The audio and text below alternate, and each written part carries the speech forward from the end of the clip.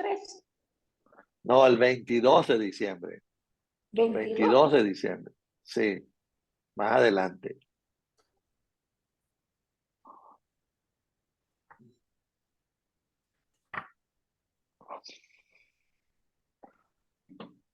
¿Cómo que no? Figura.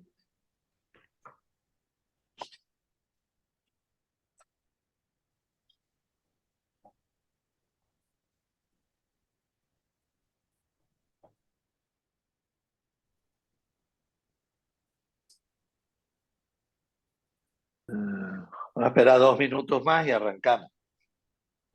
22.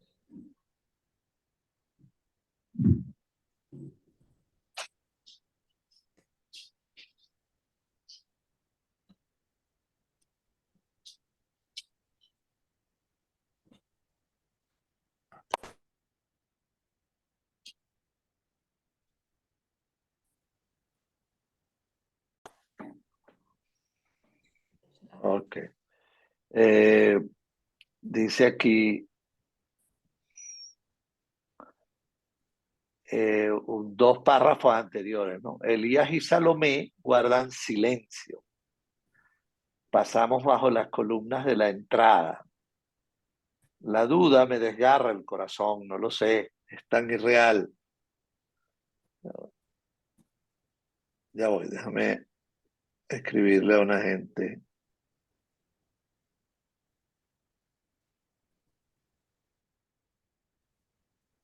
Que no sé si se están confundiendo con la hora.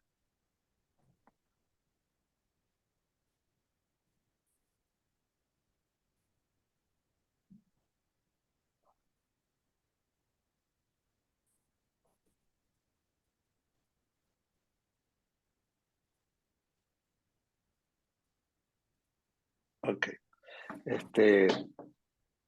Elías y Salomé guardan silencio. Pasamos las columnas de la entrada. La duda me desgarra el corazón, no lo sé.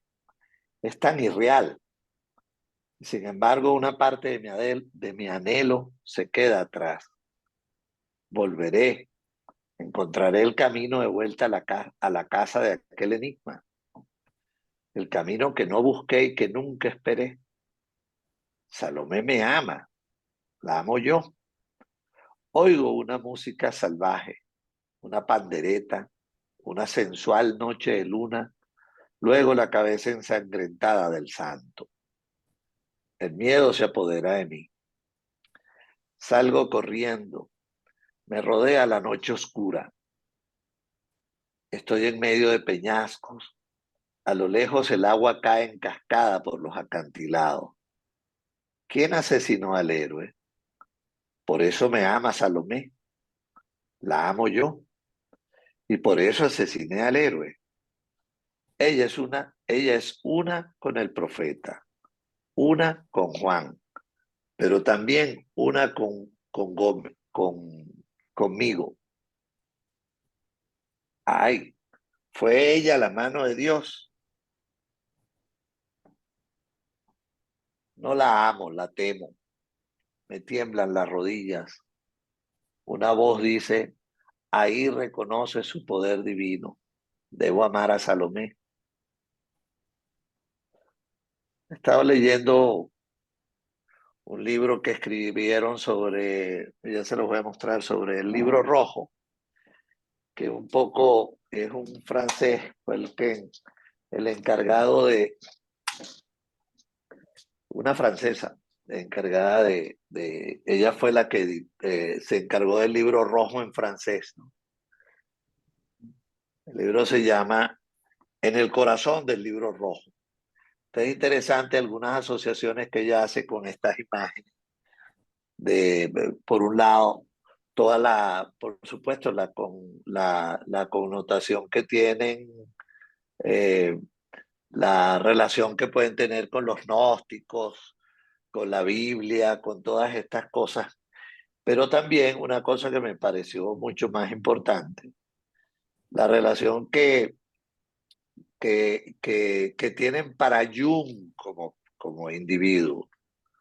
que me hizo pensar mucho en una cosa a la que le he estado dando vuelta, es decir, cómo, porque estos personajes creo que no podemos quedarnos solamente con las referencias bíblicas o históricas que ellos traen.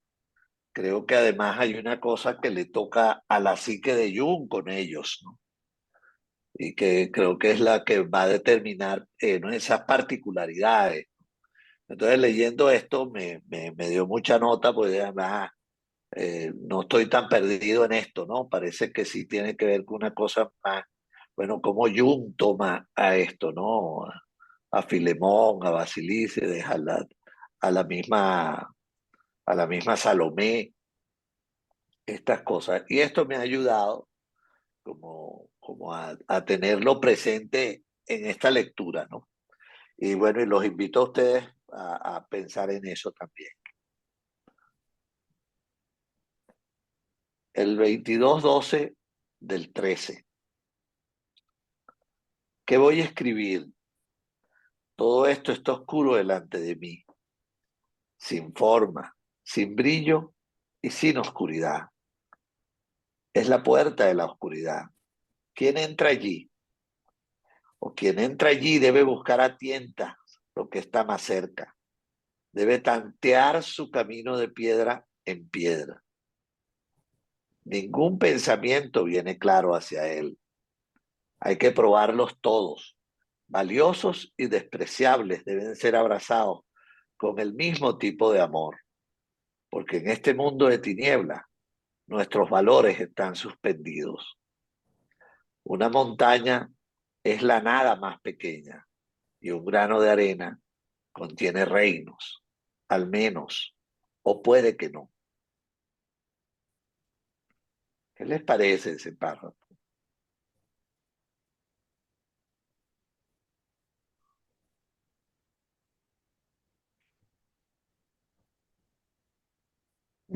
La,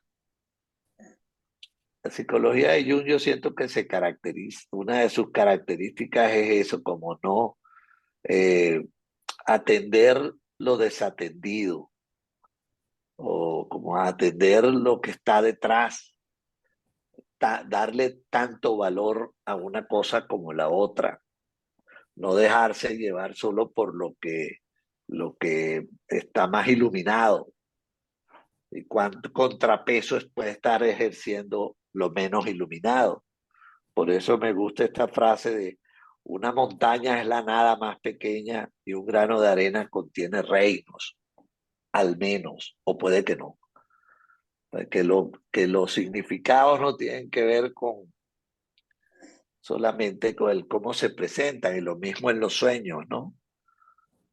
O en la psique, cuánto desde el ego atendemos lo que debería, lo que deslumbra, lo más iluminado, y sin embargo, a lo mejor ahí no está lo más valioso.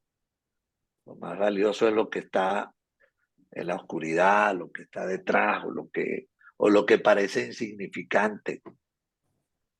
Un personaje en el sueño que parece insignificante puede darnos mucha información. Y tiene que ver con eso que dice aquí, que me parece también interesante. Eh, en este mundo de tinieblas, nuestros valores están suspendidos.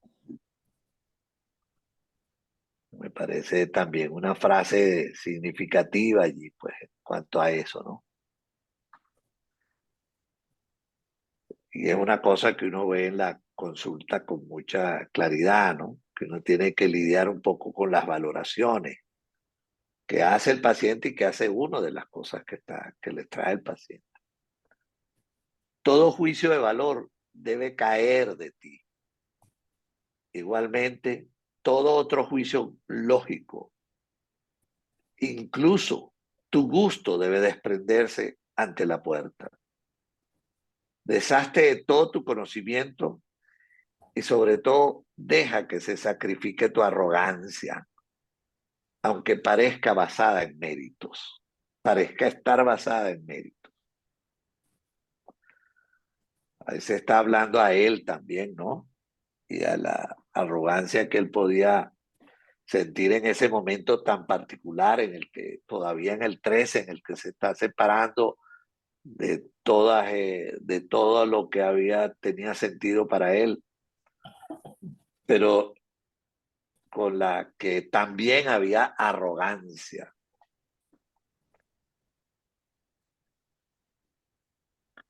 Quien entra aquí entra como pobre o estúpido, porque lo que aquí llamamos conocimiento es ignorancia, ceguera del ver, sordera del oír, torpeza del sentir.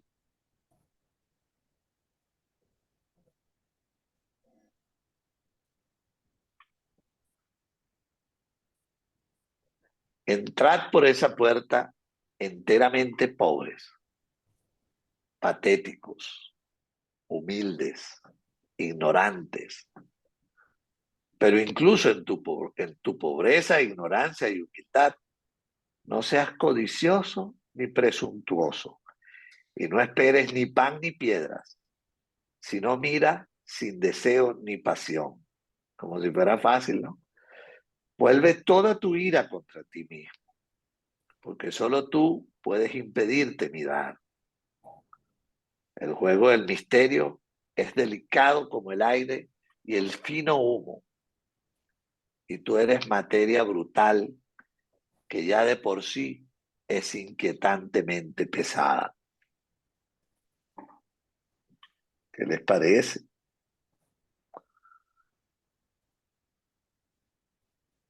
A mí me parece que es como en el fondo mucho de budismo, Mucho, perdón. de budismo. Yo pienso que mientras más leo a algunos trabajos de Jung, de verdad que tiene bastante de los planteamientos budistas, ¿sí? Pero no oí la palabra que usaste, de mí mismo. ¿Cómo? Budismo, de budismo. Ah, de budismo, de budismo. Ah, ok, claro. Y yo estaba Ajá, pensando, como en la misma línea de la licenciada Esperanza, en que se parece mucho al hexagrama de Lichín que habla de la inocencia. El ajá. hexagrama de la inocencia se parece un poco a esto, este, que bueno, que no es no es un estado fácil, pues, no es un estado fácil. Y la Lo de vuelta la es grande. arrogancia, lo de la humildad, todo eso es muy, muy, muy, pero muy budista. Entrar sin expectativas, sin deseos, ese, ese, eso es budismo. Fíjate, este, también a mí me recuerda, es más fácil entrar, más fácil pasa un elefante ¿cómo es? Por el ojo de la aguja que un rico al reino de los cielos. No, no es un elefante, es un Es un camello. camello. Un camello, camello. Y también con esa que Cristo dice como tienes que volver como niños, como es volverse como Ah, niños ajá, padres. Ujú. como, Edinger en la anatomía de la psique hablando de alquimia hace alusión a eso que se dice que dijo Cristo relacionándolo con la inocencia, con estado bueno, de inocencia.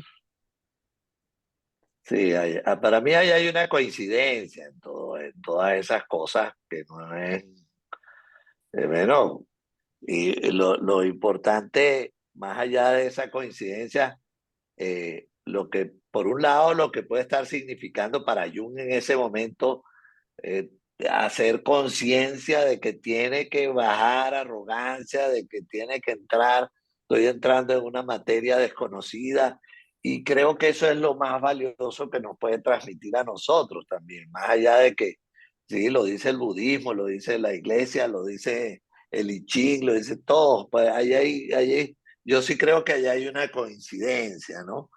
Este, pero también es cuando uno lo baja a tierra, es una invitación compleja, difícil, Por favor, difícil. difícil.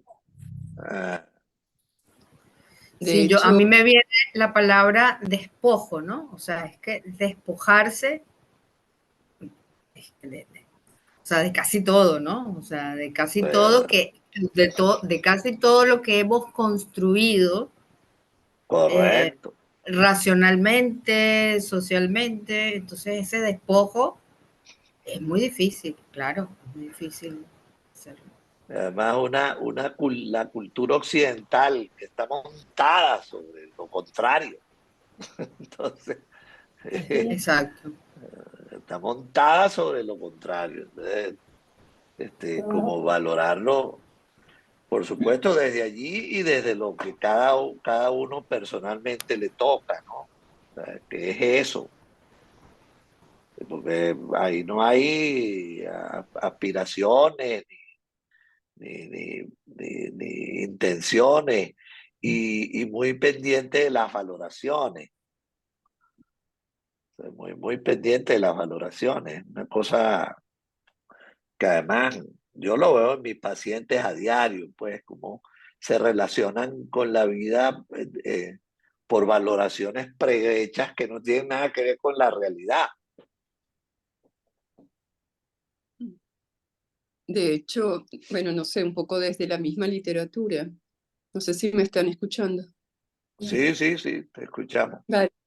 No, un poco los mismos cuentos de hadas, lo que nos revelan un poco es todo eso, es decir, si vemos lo que son, digamos, los personajes, siempre los personajes que van desde las alturas, aquellos príncipes que van a rescatar a las princesas, pero que van embuidos en su propio, digamos, valor social, no son los que llegan a rescatarla, porque en el fondo lo que se espera es la humildad y por otra parte, quienes ayudan siempre son como esos personajes secundarios minusválidos que de alguna manera son los que dan la respuesta. Y en ese sentido es un poco todo ese romper los valores que, Claro. que la sociedad nos va imponiendo, en los que nos vamos montando y que nos resulta tan difícil encontrar o ver cómo en nuestras propias debilidades puede estar la fortaleza, ¿no?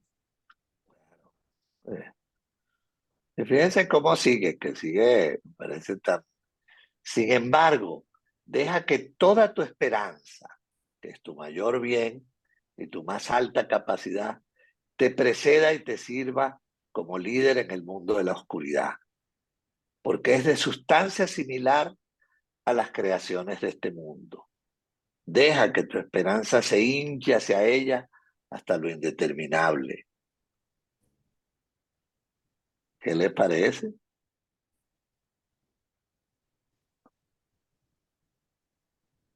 Da como miedo. Hácelo toda la esperanza, ¿verdad, Esperanza? Ay, como susto. En desembonización.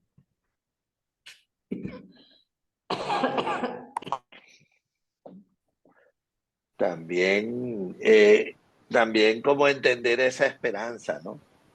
Cuando Hillman estuvo en Venezuela, le publicaron en el Nacional salió una publicación, yo no sé si ustedes recuerdan, que hablaba precisamente de la esperanza como una cosa terrible.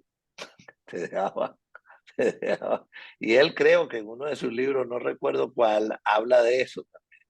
La esperanza como una cosa terrible que no, que, que bueno, vivir de esperanza, como dice, el que vive de esperanza muere de desengaño. No, yo no te engaño.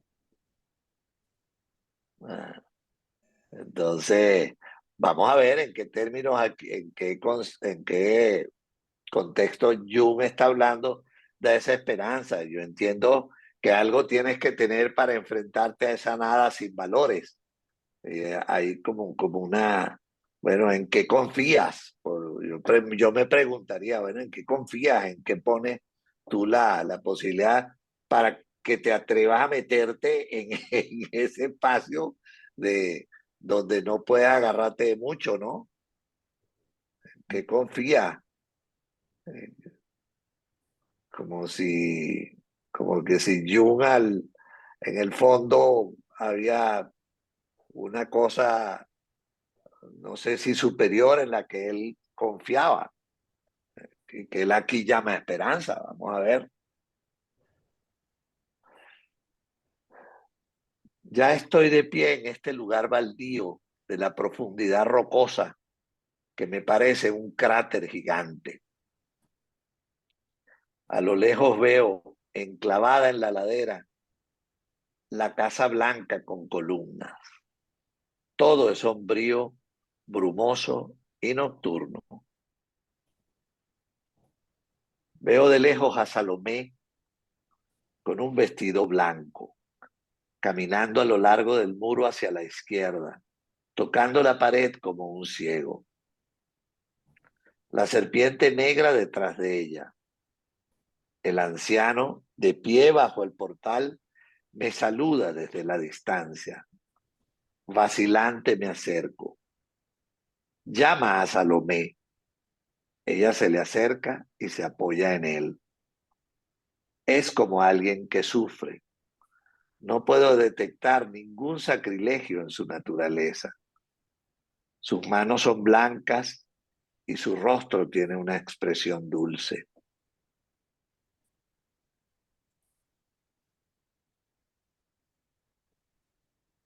La serpiente yace ante ellos. Yo estoy ante ellos torpemente, inseguro como un niño estúpido. Aquí estoy otra vez, me gustaría decir. Las palabras se me atascan en la garganta. Todo es terriblemente incierto y ambiguo. El anciano me mira inquisitivamente. ¿Qué quieres aquí? Me pregunta en tono áspero. Perdóname, no es mi molestia ni mi arrogancia lo que me trae aquí. Estoy aquí por casualidad, sin saber lo que quiero. Pero admito que un anhelo me ha traído de vuelta. Un anhelo que ayer se quedó en tu casa.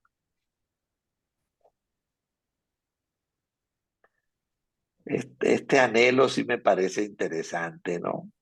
Que la esperanza, un anhelo.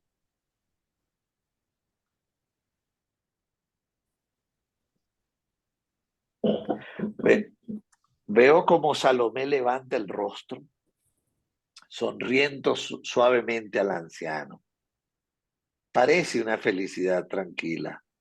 Sí, eso parece, pero no es Salomé.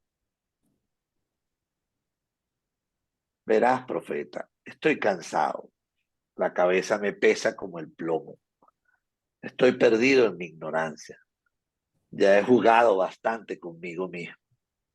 He jugado conmigo a juegos hipócritas y todos me habrían repugnado si no fuera inteligente realizar lo que los demás esperan de nosotras en el mundo de los hombres.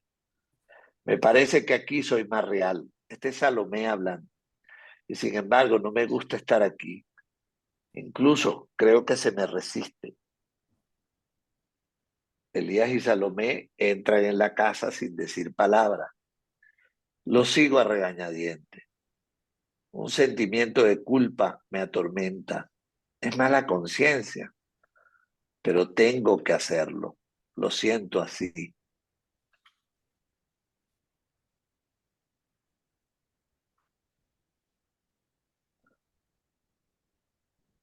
¿Qué les evoca esa aproximación de él a estas cosas? ¿Qué les parece?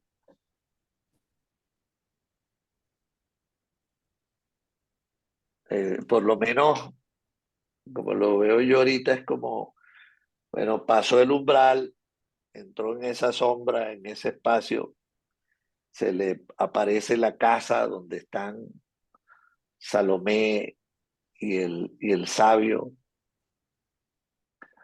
y la serpiente. Él se va acercando, ¿no? Y habla del viejo como un viejo sabio, ya de una vez. Eh, Salomé como un misterio que tienta, que seduce, que produce otras cosas.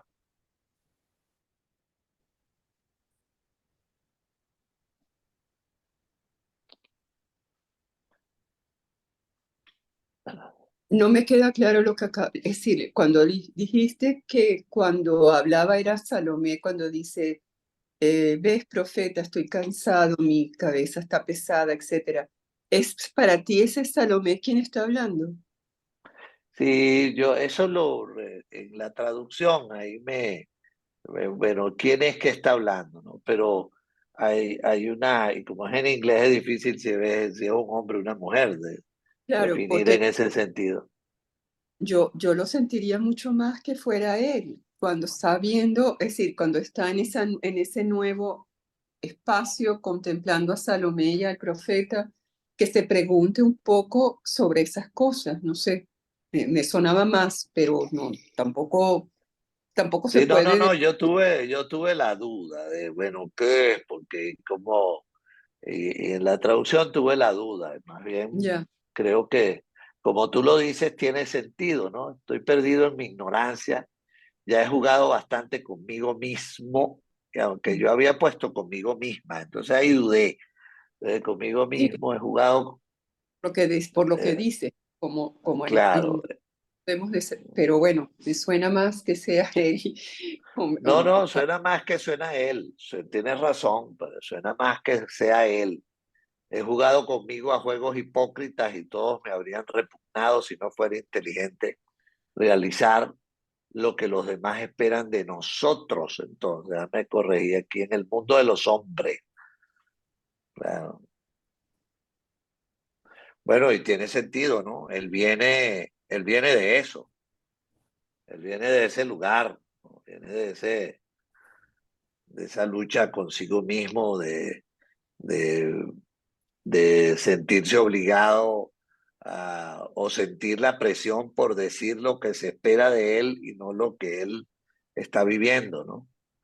Eso estaba ahí, ¿no? Eso está ahí.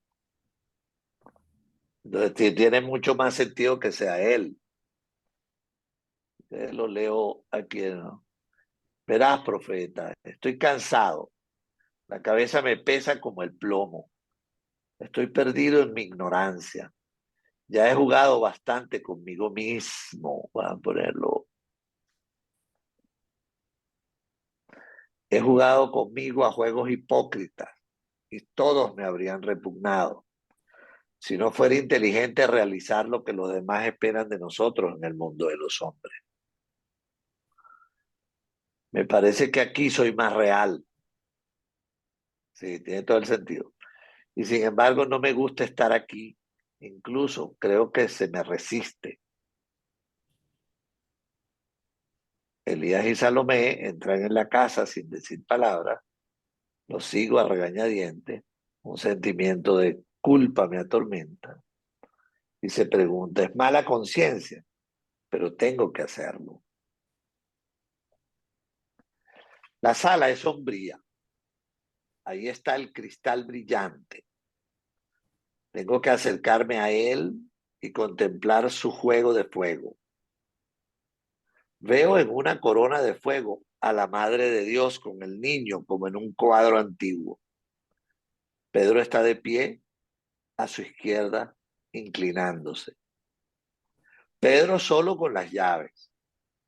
El Papa con una triple corona en una audiencia festiva. Aparece un Buda sentado en un círculo de fuego. Ahora una Kali con muchos brazos, porque estábamos hablando, ¿no? Esta diosa ensangrentada. Ahora la misma Salomé retorciéndose desesperadamente las manos.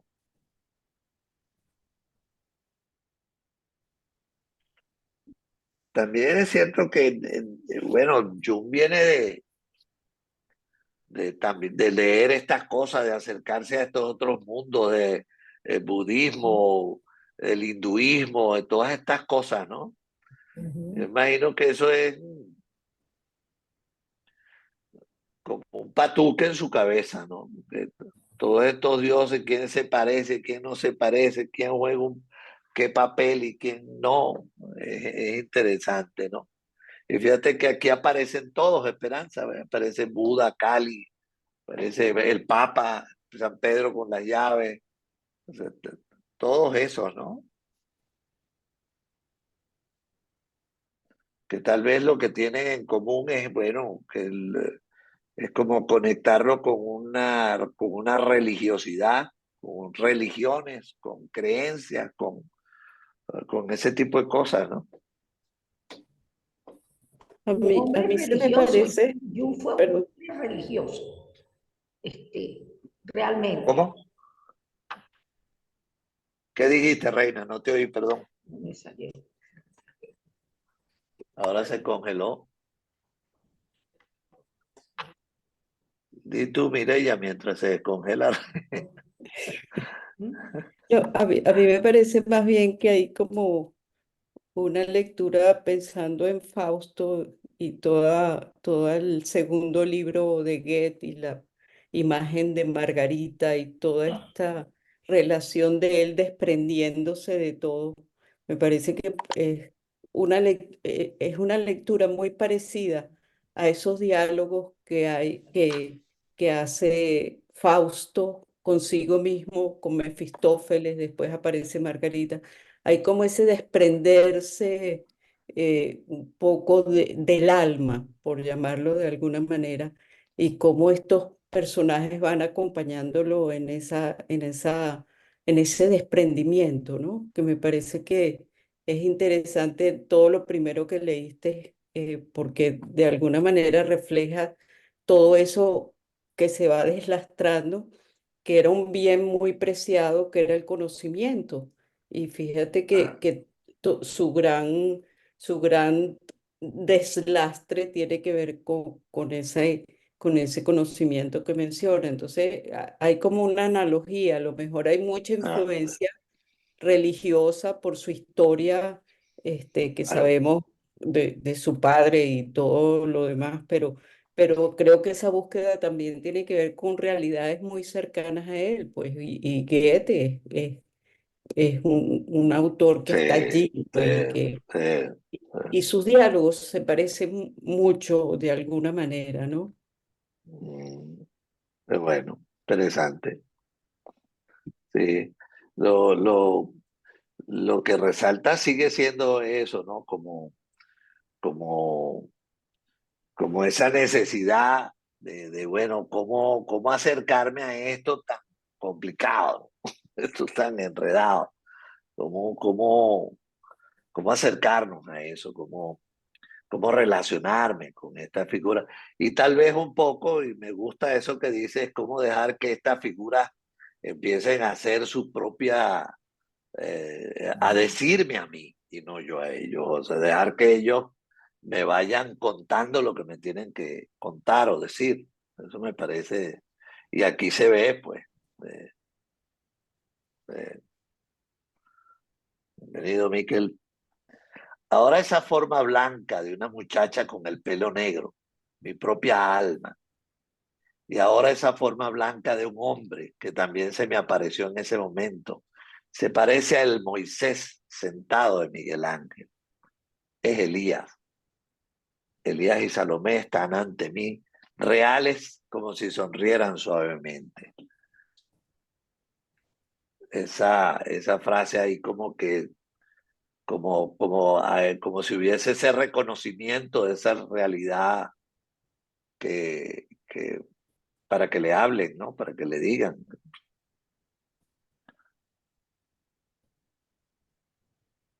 Estas visiones están llenas de tormento. Y es el significado de estas imágenes me resulta oscuro. Elías, por favor, arroja algo de luz. Elías saluda en silencio y dirige el camino hacia la izquierda. Salomé entra en una columnata a la derecha. Sigo a Elías hasta una sala aún más oscura. Parece haber estanterías en las paredes. Una lámpara roja encendida cuelga del techo. Me siento exhausto en un sillón. Elías está de pie ante mí, apoyado en un león de mármol. Detrás de él hay pequeños cristales oscuros y rojos. Habla. ¿Estás ansioso? ¿Por qué tienes miedo? Tu ignorancia es la culpable de tu mala conciencia. El desconocimiento funciona como la culpa, pero tú crees que es el impulso hacia el conocimiento prohibido lo que causa tu sentimiento de culpa. Te equivocas, especialmente sobre ti mismo. ¿Por qué crees que estás aquí? Antes que sigamos, me gustaría volver a leer esto. Me parece que sus preguntas son interesantes. ¿Estás ansioso?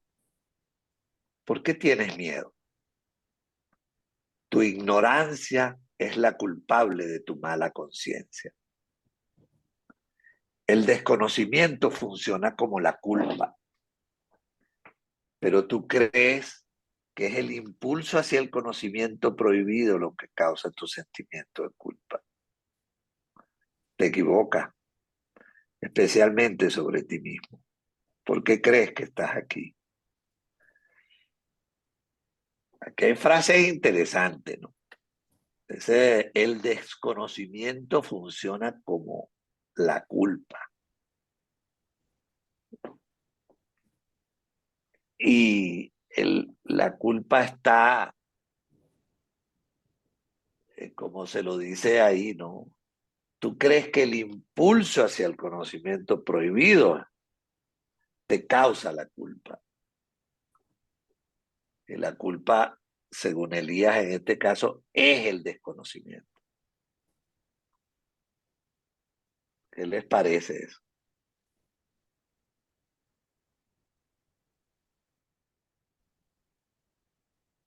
Tendrá que ver con, bueno, pensemos que primero en esa época y un hombre que viene desde el mundo de la ciencia, ¿no? De buscar una respuesta a las cosas que pasan en la psique, pero también dentro de ese, digamos, de esa corriente que está tratando de poderle dar peso a una nueva disciplina que estaba mal vista, por una parte, ¿no? En aquellos momentos todavía está en proceso de si es ciencia o no es ciencia, y todavía el día de hoy se cuestionan tantas cosas, ¿no?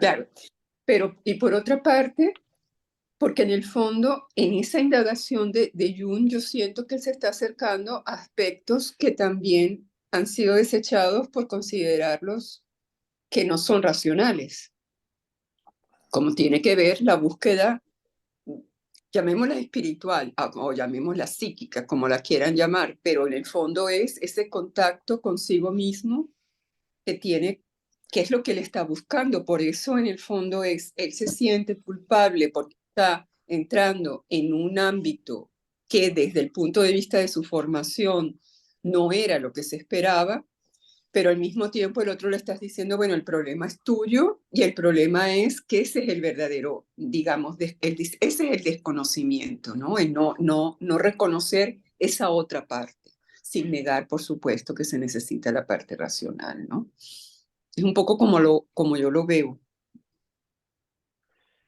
Sí, porque yo estoy de acuerdo contigo allí, porque siento que además es sobre lo psíquico.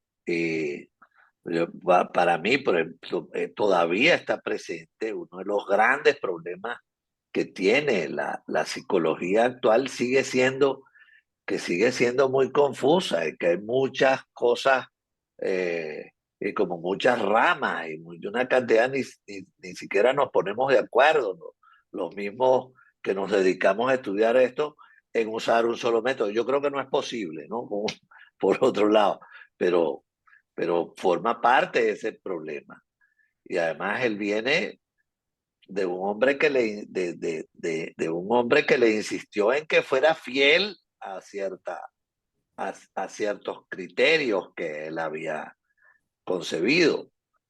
Entonces, además, no solo no puedo ser fiel a esto, sino que voy a entrar en una cosa de la que yo no sé absolutamente nada, de la que yo solo, lo único que tengo tal vez son intuiciones, anhelos, y que sí parece que de lo que sí está convencido es que el método que está usando para acercarse a eso no es el que funciona.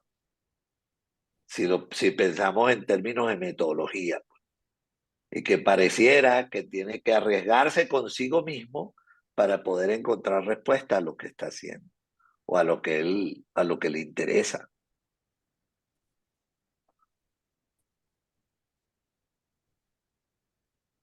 Yo encuentro también que hay un nivel más profundo, más existencial, en la medida en que como humano, como ser consciente, de alguna manera se te está empujando a que conozcas, a que no te quedes dormido, a que no estés cerca de la conciencia animal, a que utilices los recursos, a que de alguna manera hagas consciente lo inconsciente, ¿no? Entonces, me parece vamos, muy importante, porque marca una actitud muy distinta de la habitual, porque conocer es arriesgarse, conocer es meterse en la incertidumbre, conocer es transgredir ciertos límites, cuestionar las barreras que impiden que investigues. Entonces, es como una impronta tan distinta de lo habitual que te dice, estate calladito, dormido, no pienses, no relaciones, cree, cree unas cuantas cosas que se te dan externamente. Entonces, es lo opuesto. Y Además da mucho miedo, además da mucho miedo. Humanamente da miedo, miedo. claro, porque implica transgredir. O sea, necesitas aceptar lo que conoces, pero sabes que lo vas a recambiar. Si conoces algo más, tienes que remodelar lo que conocías. Tienes que, de alguna forma, ir contracorriente del consenso establecido, ¿no? Entonces es una actitud de riesgo, pero de alguna manera, para vivir hay que estar en ello. Sí, y que no, insisto un poco, ¿no? Y que tampoco es fácil encontrarte, bueno, con esas imágenes. Claro. Por eso digo, además da miedo. No es un conocimiento el que, bueno, te causa un relax, ¿no? Todo lo contrario, te encuentras con un viejo sabio, con una mujer con un cuchillo en la mano, que además con una sensualidad desbordante, o sea, además da miedo, ¿no? Esto es lo que diría, ¿no? Pero que tiene que ver también un poco con lo que estabas hablando antes de la esperanza, ¿no? Que no sabíamos bien a qué esperanza está refiriéndose.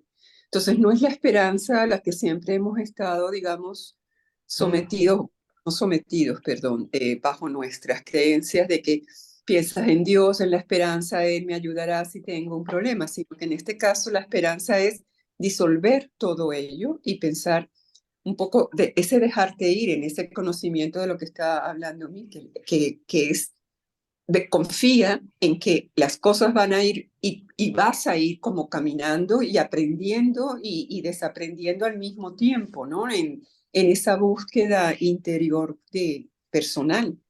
No sé si, y por eso da miedo, porque no tienes de qué agarrarte. Sí. Sí, y es distinto, ahorita me hace pensar, por ejemplo, lo que mencionaba Mireia sobre Goethe, ¿no? Goethe termina siendo un creador de cosas, ¿no? Es un artista, por decirlo de alguna manera, o lo que hace un músico, o lo que hace un pintor, o sea, ese, yo siento que el riesgo aquí es como distinto porque es en el mundo de lo psíquico, o sea, porque todos sabemos que a lo mejor Goethe sabía más de la psique que Jung pues, lo logró expresar de esta manera, pero hablarlo desde lo psíquico, para hablar de lo psíquico, creo que también le da otra connotación más compleja, pues. Porque a lo mejor, bueno, cuando vemos esos grandes artistas o esas grandes cosas que han sido tan significativas en el mundo y grandes científicos incluso, ellos han podido a través de esa creación expresar algo que no tenían que explicarse psíquicamente. Yo creo que también implica que Jung tiene que tratar de asirlo o entenderlo psíquicamente, que me parece parte de esa gran dificultad que implica conocer de esta manera.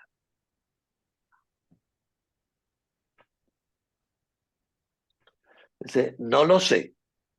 Cuando le pregunta por qué crees que estás aquí, dice, no lo sé.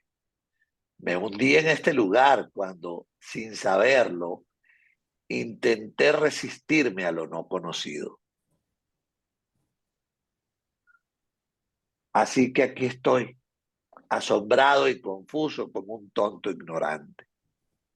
Experimento cosas extrañas en tu casa, cosas que me asustan y cuyo significado desconozco. Así que escucha, si no fuera tu ley estar aquí, ¿cómo estarías aquí? Me aflige una debilidad fatal, Padre mío. Eres evasivo, no puedes liberarte de tu ley.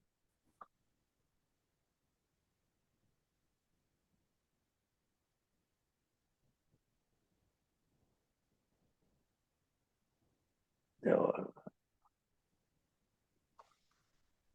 ajá, lo leo de nuevo.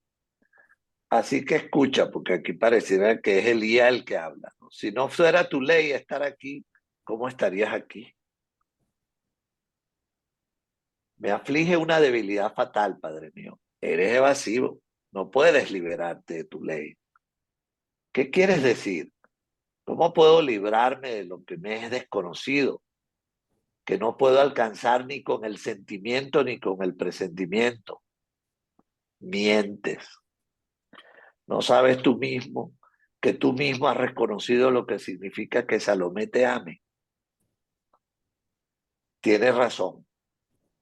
Un pensamiento dudoso e incierto surgió en mí por un momento, pero lo he vuelto a olvidar. No lo has olvidado. Ardía en lo más profundo de tu ser, pero tienes miedo de la megalomanía. Eres tan cobarde o no puedes diferenciar este pensamiento de tu propio yo, de tu naturaleza humana, lo suficiente como para desear reclamarlo para ti. El pensamiento iba demasiado lejos para mí y yo rehuyo las ideas descabelladas. Son peligrosas, puesto que yo también soy un hombre y usted sabe hasta qué punto los hombres están acostumbrados a ver los pensamientos como propios, como lo más íntimo de ellos, de modo que acaban por confundirlos con ellos mismos.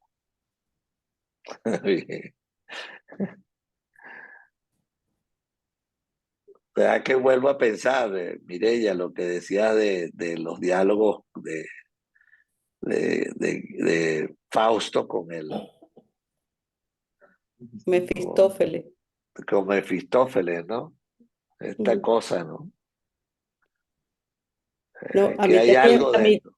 a mí también me llama la atención que el que hable allí sea Elías, y Elías en el Antiguo Testamento es uno de los profetas que siente miedo.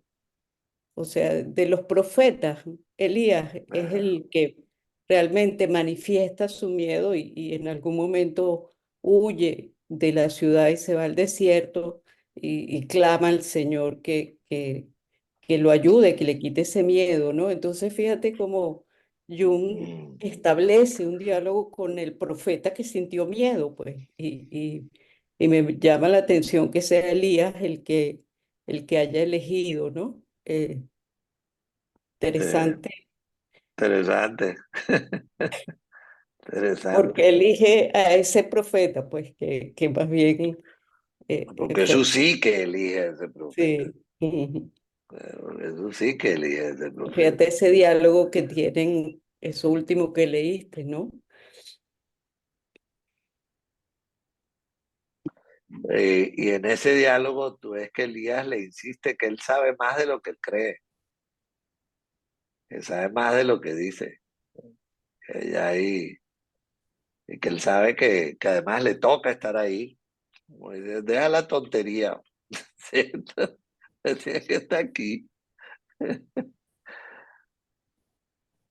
Y me llama la atención esa, pero tienes miedo de la megalomanía. ¿Qué les pareció a ustedes?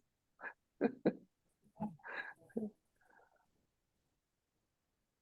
De la Posiblemente inflación. tiene que ver también pues con lo que estábamos hablando, ¿no? De que él confunda lo que va encontrando y va hallando en esa búsqueda como para pensar que luego entonces él puede proyectarlo como algo propio y que no corresponde necesariamente con procesos que pueden llevar, digamos, en general otras personas. No sé, es decir, que no volverlo ciencia, no sé si me explico en este momento, en Bueno, ese saber claro, cubriendo. es interesante porque Jung en paralelo está creando un material para el Claro. mundo intelectual sumamente interesante. Ujú. Y por eso un Eh, poco es un poco eh, no lo que siempre ha dicho Jung, ¿no? Yo soy Jung, pero no soy junguiano. En el fondo es un poco ya esto, ¿no? No claro, termina de convertirlo en algo tan grandioso que te identifiques y pienses que eso eres tú. claro. sí, también está el que le asusta dejarse llevar por ideas descabelladas, ¿no? Eso también es muy Eh, importante, porque eh, ahí sí que manifiesta un temor también, ¿no? De la yo locura, rehuyo las ideas descabelladas. Dice. cuando en el fondo casi lo que le están diciendo es que las mire, ¿no? Eh, Y ahí expresa el temor, ¿no? Es que las ideas descabelladas me generan tensión y las temo, las rehuyo, porque ¿a dónde me van a llevar? ¿No? ¿Y A la cómo lo describe?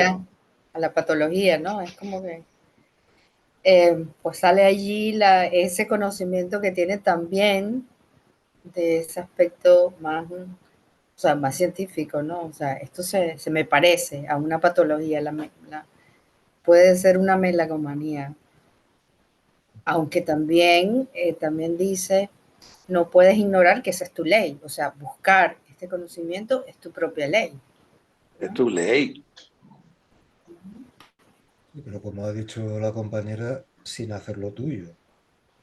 Es decir, Sí, sí, es la ley, ¿Cierto? pero a ti no te sirve para reafirmarte como sujeto o darte una inflación o crecer por ello, ¿no? Entonces, conocer, pero sin que poseas el conocimiento para ti, ¿no? Eso también me parece muy interesante. sí, a mí me gusta mucho eso que dice. El pensamiento iba demasiado lejos para mí y yo rehuyo las ideas descabelladas. Son peligrosas, puesto que yo también soy un hombre y usted sabe hasta qué punto los hombres están acostumbrados a ver los pensamientos como propios, como lo más íntimo de ellos, de modo que acaban por confundirlos con ellos mismos. Ese es un aspecto, además, que se ve expresado en otros momentos. Jung siempre habló de eso, ¿no? Cuando habla del famoso ejemplo del aprendiz de cerrajero y de Schopenhauer, cómo los compara, cómo ellos tienen la misma imagen. En uno es un legado para la humanidad, el otro está perdido en un manicomio en esas imágenes. Y como dice este, que ninguno de los dos es dueño de eso, que los dos, aunque tengan esa idea que puede ser un legado para la para la humanidad, ninguno de los dos es dueño realmente de esa. Eso viene de otro lugar. Al final da una imagen que se dice, ¿cómo es? El árbol de las manzanas de oro crece para todo. Él hace ahí una analogía con eso que no recuerdo exactamente, pero ese es un tema al que Jung le dedica muchísimo, porque el cómo entender que esas ideas descabelladas que pueden transformarse en ideas maravillosas, uno no es dueño de ellas. Mira, aquí hay algo, Pablo. Aquí hay un llamado en la obra completa de Sandasani. Me parece interesante un comentario que hace Sandasani sobre Dale. esto. Entonces, cuenta que esto que él está hablando aquí, él lo comentó en 1925 y dijo que justo ahí, con este discurso donde él se siente tan mal y sintiendo que tenía pensamientos prohibidos, todo lo que le dice la visión, él dice que justamente ahí aprendí la objetividad de lo psicológico. Solamente ahí pude decirle a un paciente, quédate quieto, algo está sucediendo. Aquí, no, dice, espérate un momentico, por ejemplo, sí puede haber ratones en una casa. No puedes decir que estás equivocado cuando tienes un pensamiento, porque el entender el inconsciente, tenemos que ver nuestros pensamientos como eventos, como fenómenos. Qué bueno, qué bueno. Introducción, psicología junguiana. Interesante, sí, porque es eso. Es eso. Que no nos dejemos tomar el pensamiento. Es un fenómeno. Bueno, y uno lo ve, ¿no? Yo lo veo todos los días con mis pacientes, ¿no? Cuando tú ves que les da miedo pensar en algo o en algo que estás sintiendo y el valor que eso tiene, que lo reconozcas o que lo puedas ver, por lo menos que pueda salir. Eso de la psique objetiva, yo creo que ese es un temazo, pues. Es una cosa sumamente importante. Una cosa, y entender eso como objetivo. Es así, eso es una verdad. Que estés convencido, que tengas la convicción. Claro. Te dicen loco, de repente que está loco. Creen. Sí. Está en otro estado de conciencia alterado. Sí. Que él irradia con sus imágenes. O sea, él está tomado por esta visión. Y en lo cotidiano, con nuestros pacientes, con todo lo que nos dicen, y cómo tenemos que estar atentos a esas cosas que se están negando decirse o les cuesta mucho, porque simplemente porque no lo entienden o le parece que es anormal o parece que no debería ser de esa manera. Y ahí está un contenido de la psique objetivo, valiosísimo para la persona y valorarlo desde allí. Yo creo que también nuestra cultura nos hace compensar las carencias del ser a través del tener, ¿no? Y cuando tenemos un sentimiento, un pensamiento, parece que si lo aceptamos como nuestro, lo tenemos y somos ese pensamiento. Entonces, eso, poder diferenciar que una cosa es el ser y otra es el tener una información, un pensamiento, aunque sea prohibido o moralmente negativo, y que necesitas entender por qué lo tienes y a dónde te lleva, eso cuesta mucho.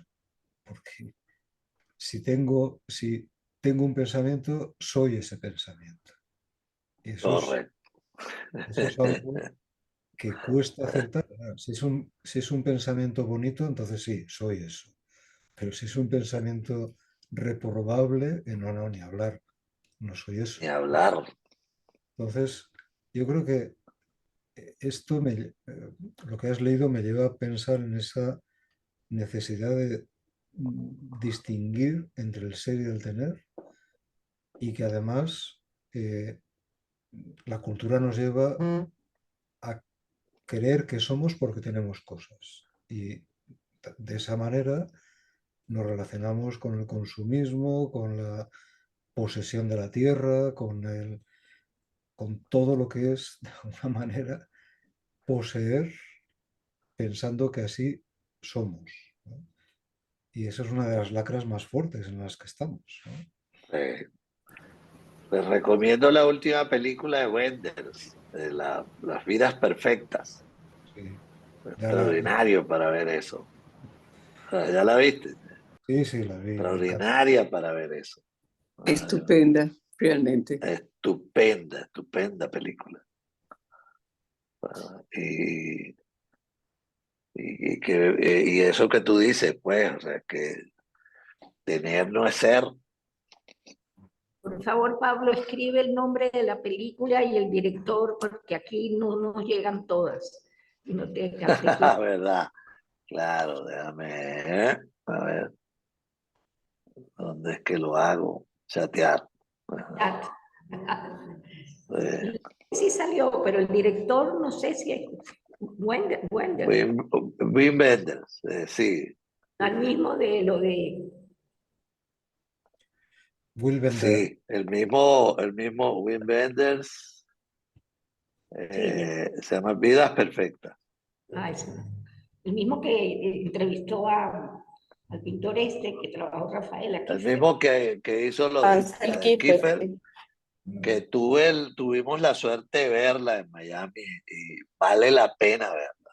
Estupenda. Además la vimos con lentes 3D, entonces la aprecia de una manera distinta. Pero vale la pena verla, vale la pena. Muy, muy, muy bueno. Hay gente que Pero llora, sigue, me dijeron. Gente sale llorando por lo del holocausto, lo vivo que sale. Pero aquí no nos llega 3D, yo no creo. Vamos a ver si a Caracas. no, sí, yo creo que aquí en Madrid no la han pasado. La pasaron en París, sé que en Nueva York la pasaron porque es un documental, entonces me imagino que va a llegar por otras vías. Vamos a ver si sale en alguna plataforma de esas, ¿no? Que lo pueda. Pero creo que vale la pena. Y nosotros que tuvimos la charla de Kiefer hace poco, para mí fue buenísima, buenísima. Pero vamos a seguir un poquito más. ¿Quieres? Te pregunto. Confundirte, por tanto, con un árbol o un animal porque los miras y porque existen contigo en un mismo mundo. Debes ser tus pensamientos porque estás en el mundo de tus pensamientos. Creo que sería obvio que tus pensamientos están tan fuera de tu yo mental como los árboles y los animales están fuera de tu cuerpo. Es bueno. Sin duda tienes razón desde tu punto de vista, pero mi mundo del pensamiento era para mí más palabra que hecho. Pensaba, mi mundo del pensamiento, este soy yo. Yo en inglés, yo, así te convertiste en víctima de tu megalomanía sin saber, sin verlo. Dices a tu mundo humano, a cada yo y a cada ser fuera de ti, este es mi yo o mi cuerpo.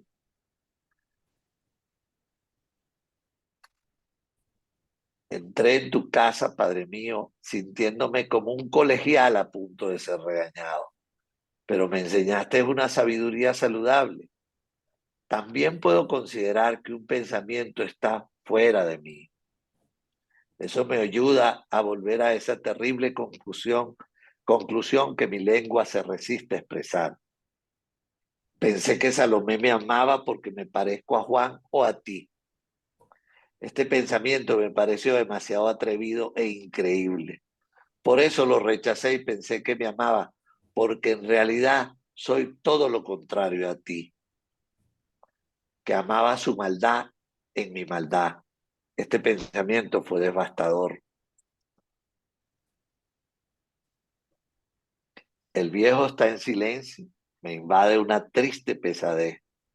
De repente Salomé entra en la habitación y me pasa el brazo por el hombro. Es decir, es de suponer que me toma por su padre, en cuya silla parezco estar sentado. No me atrevo a moverme ni a hablar. Ella habla. Sé que no eres mi padre. Tú eres su hijo y yo soy tu hermana.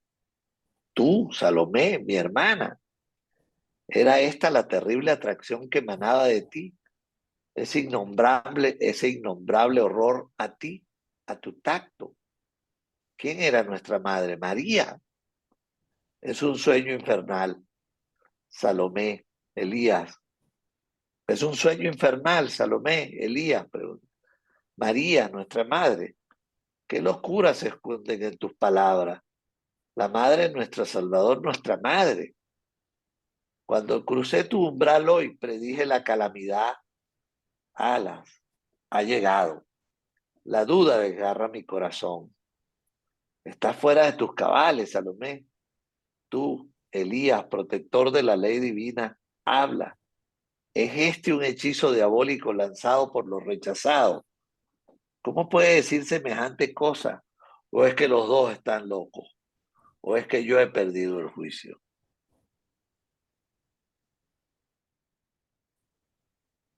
Ustedes son símbolos y María es un símbolo simplemente. Ahora estoy demasiado confuso para ver a través de ustedes. El anciano habla.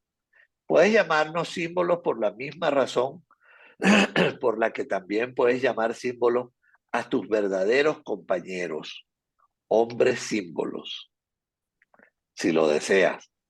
Pero existimos y somos tan reales como tus semejantes.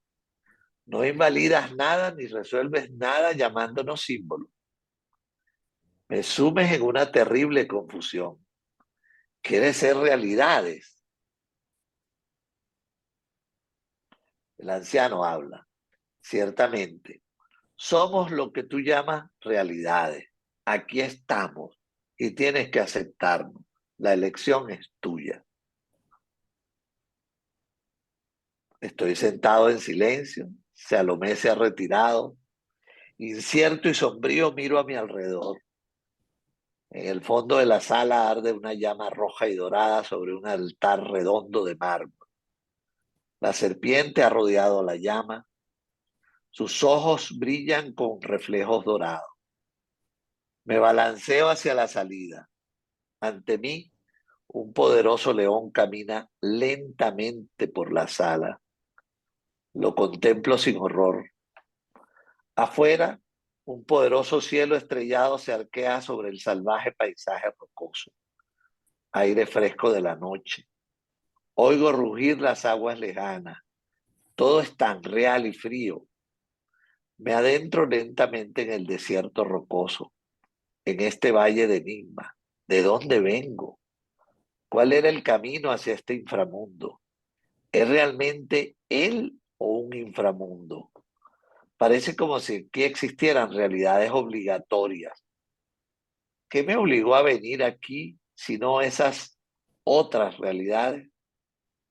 Aparentemente son de algún modo superiores a mí, ya que yo no sabía nada de ellas, mientras que ellas sí sabían de mí y me obligaron, podían obligarme a venir a ellas por un camino desconocido para mí, por el que debí volar inconscientemente. E inmediatamente estoy de nuevo escribiendo en mi libro. Han pasado horas y estoy cansado de este largo viaje. ¿Qué me he traído? Creo que debo parecer muy estúpido a esta gente. ¿No parece qué? Muy estúpido a esta gente.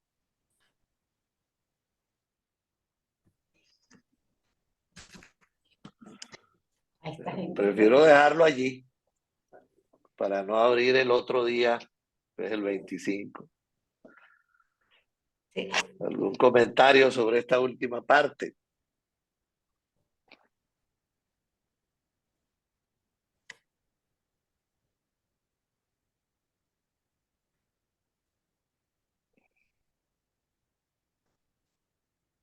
Bueno, yo lo que veo es un coraje y una valentía.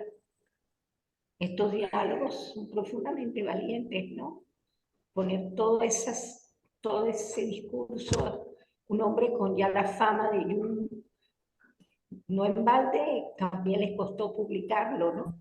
Porque está poniendo el alma ahí, un poco lo que Bueno, le no los publica, él no lo publica. pero él lo mostró, él se lo mostró a bastante gente. Sí, Al llegado se lo mostró. él lo mostró y lo discutió. Y obvio No lo que un poco publicó. lo que, el sono, lo que yo te mandé, Sí, allí entregó otra metodología. Allí está su alma realmente en un discurso distinto a lo que entendíamos como confesión.